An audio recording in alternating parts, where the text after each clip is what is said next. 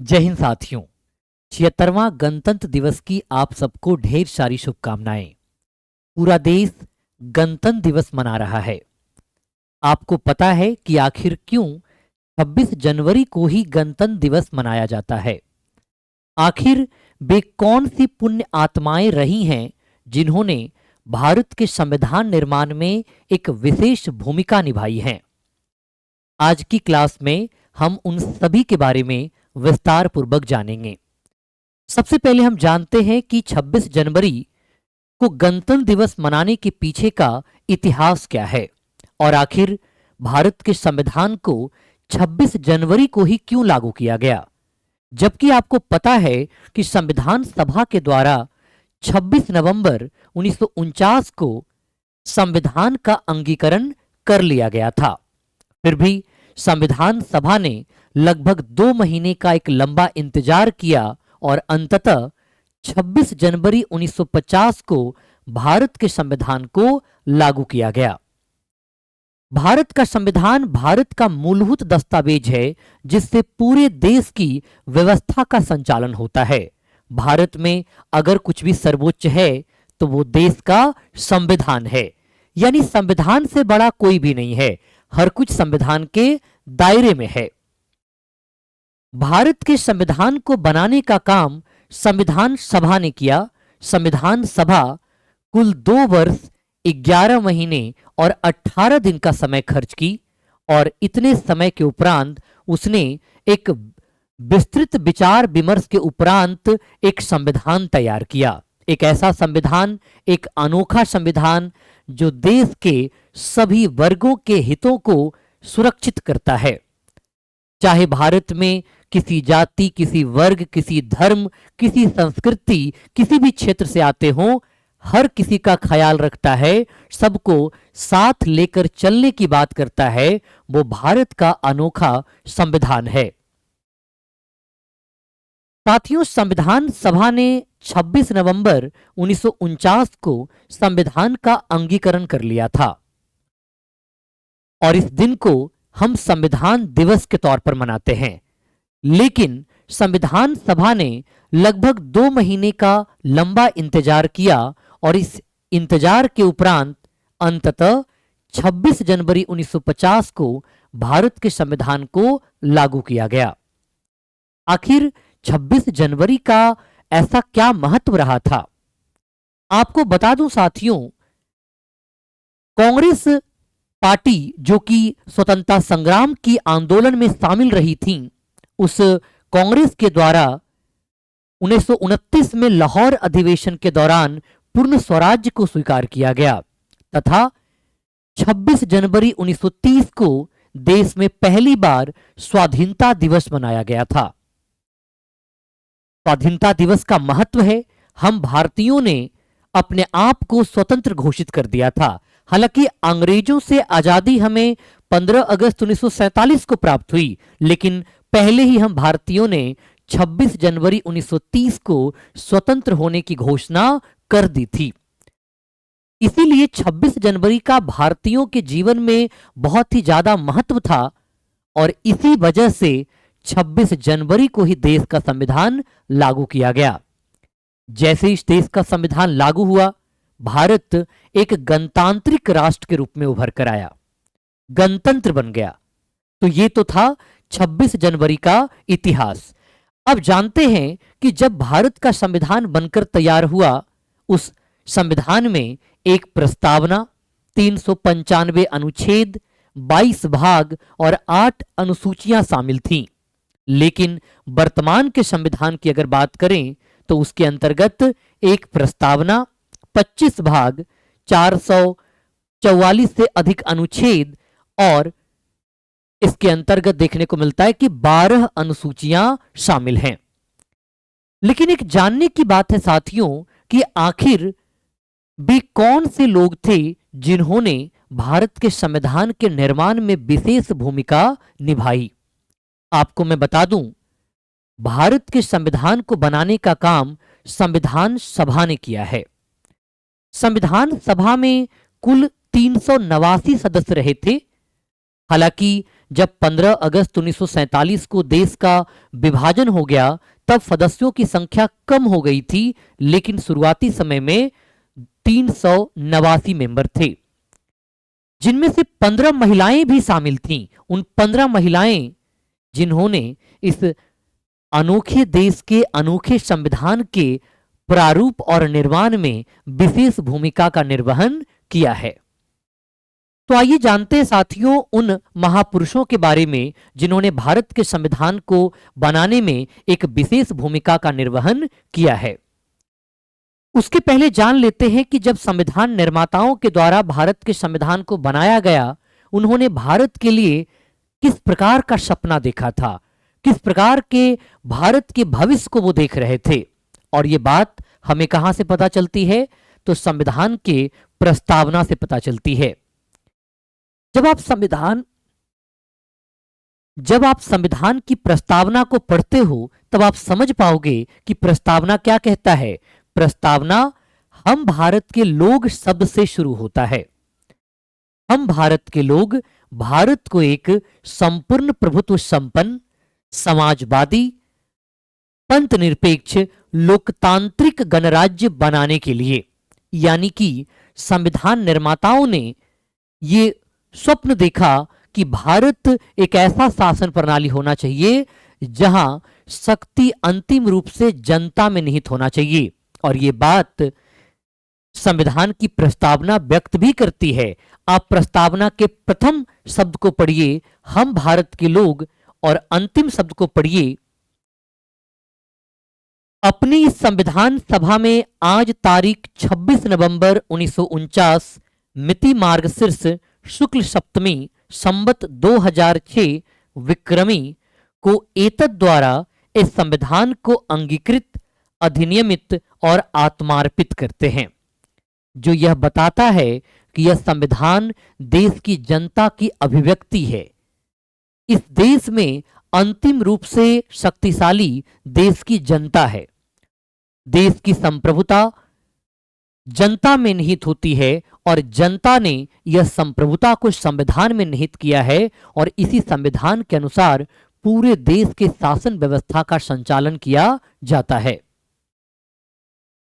संविधान की प्रस्तावना के द्वारा हमें यह पता चलता है कि भारत एक संपूर्ण प्रभुत्व संपन्न राष्ट्र है, जिसका तात्पर्य है कि भारत किसी आंतरिक या बाह्य शक्ति के अधीन नहीं है, बल्कि निर्णय करने में पूर्ण रूपेण स्वतंत्र है।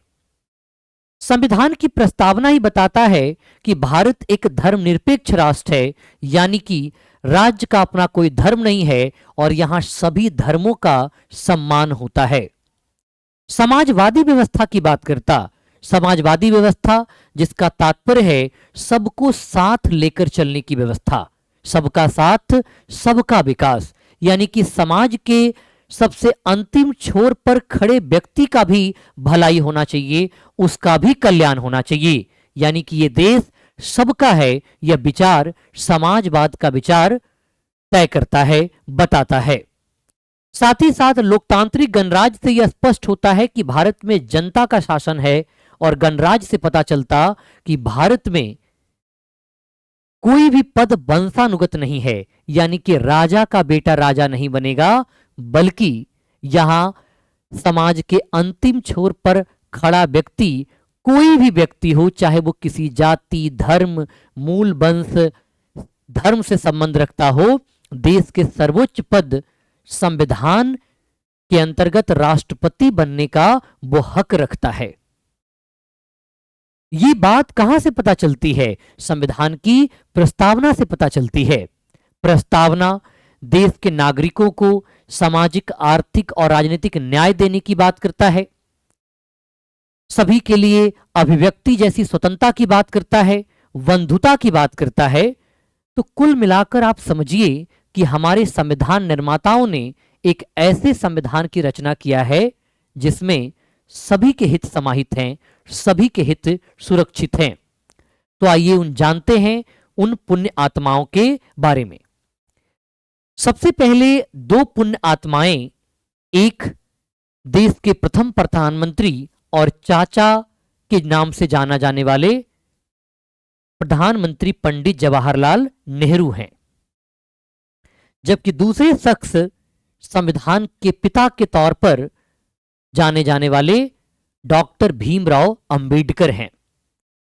डॉक्टर भीमराव अंबेडकर को संविधान का पिता कहा जाता है क्योंकि संविधान बनाने के लिए जब संविधान सभा ने 29 अगस्त 1947 को प्रारूप समिति का गठन किया, उस प्रारूप समिति की अध्यक्षता डॉक्टर भीमराव अंबेडकर ने किया था और अध्यक्ष होने के नाते उन्होंने सबसे अधिक काम किया और दिन रात काम करके इस पूरे संविधान का प्रारूप यानी कि खाका तैयार करने का काम किया था। लेकिन आखिर संविधान सभा किस प्रकार का संविधान बनाना चाहती थी, संविधान सभा का क्या उद्देश्य था, यह बताने का काम देश के पहले प्रधानमंत्री पंडित जवाहरलाल नेहरू जी ने किया था। उन्होंने 13 दिसंबर 1946 को संविधान सभा के पटल पर उद्देश्य प्रस्ताव रखा। उद्देश्य प्रस्ताव के माध्यम से संविधान सभा ने अपने उद्देश्य निर्धारित किए और यही उद्देश्य प्रस्ताव आगे चलकर संविधान की प्रस्तावना के रूप में शामिल किया गया। ये दोनों गणमान्य व्यक्तियों ने अपने आप को समर्पित किया है देश के स्वर्णिम संविधान के निर्माण में। इसके अलावा डॉक्टर राजेंद्र प्रसाद, जो कि संविधान सभा के अस्थायी अध्यक्ष थे, अध्यक्ष होने के नाते उन्होंने संविधान सभा की कार्यवाही को सफलतापूर्वक संचालन किया।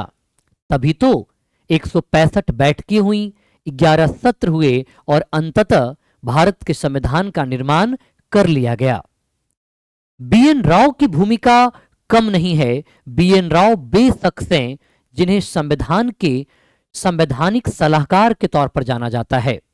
यही वो व्यक्ति हैं जिन्होंने संविधान का पहला प्रारूप तैयार किया था और इसी प्रारूप पर विस्तार पूर्वक खाका बनाने का काम देश के संविधान के पिता डॉक्टर भीमराव अंबेडकर ने किया। अगर इन शख्सों के अलावा अगर शख्सों की बात करें तो सरदार वल्लभ भाई पटेल देश के पहले उप प्रधानमंत्री और गृह मंत्री, जिन्होंने सबसे महत्वपूर्ण समिति संविधान सभा की मौलिक अधिकार एवं अल्पसंख्यक मामलों की समिति की अध्यक्षता किया था।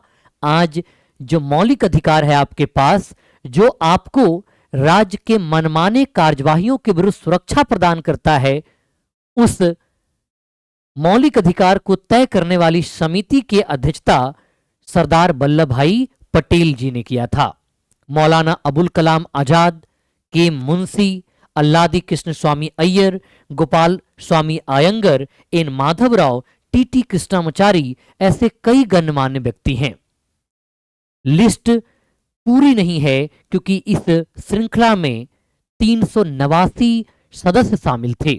हालांकि जब भारत का विभाजन हुआ तो भारत के संविधान सभा में केवल 299 मेंबर ही रह गए थे और 299 की अगर बात करें तो उन 299 का नाम मैं यहां पे तो आपको नहीं बता पाऊंगा।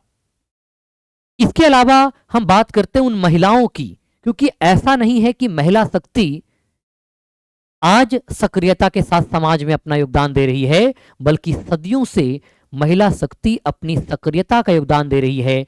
समाज और देश के निर्माण में वो हमेशा त्याग करती रही हैं और ऐसी ही वो 15 गणमान्य महिलाएं थीं जिन्होंने संविधान निर्माण में अपनी विशेष भूमिका को निभाने का काम किया। सुचेता कृपलानी, मालती चौधरी, विजय लक्ष्मी पंडित, सरोजनी नायडू, जो देश की पहली महिला राज्यपाल के रूप में जानी जाती हैं, राजकुमारी अमृता कौर, देश की स्वास्थ्य मंत्री के रूप में काम किया। और आज जो एम्स जैसी संस्थानों की बात करते हो, all India institute of medical science, उसकी नींव रखने वाली जो वो स्वास्थ्य मंत्री थी वो राजकुमारी अमृता कौर थी। लीला रॉय, बेगम एजाज रसूल, जो कि एकमात्र मुस्लिम महिला इसमें शामिल थीं। इसके अलावा कमला चौधरी, हंसा मेहता, रेणुका रे, दुर्गाबाई देशमुख, अम्मू स्वामीनाथन, दक्कस्यानी बेल युद्धन, पूर्णिमा बनर्जी, एनी मस्करैनी, ऐसे कुल 15 महिलाएं हैं जिन्होंने भारत के संविधान बनाने में अपनी विशेष भूमिका का निर्वहन किया था। मैं इन सभी पुण्य आत्माओं को के आगे नतमस्तक हूं, उनको सलाम करता हूं, क्योंकि अगर उन्होंने अपना त्याग न किया होता, कठिन परिश्रम न किया होता, तो आज भारत के पास जो अनोखा संविधान है ये मौजूद ना होता। आखिर गणतंत्र दिवस मनाने के पीछे का इतिहास और जो हमारी उद्देश्य भी तो यही है कि संविधान की सर्वोच्चता बनी रहे। अंततः संविधान ही वो दस्तावेज है जो संपूर्ण भारत के सभी व्यक्तियों के हितों का ध्यान रखता है। इसी के साथ मैं अलविदा चाहूंगा साथियों। मुलाकात होगी एक विशेष और नए लेक्चर के साथ। जय हिंद साथियों।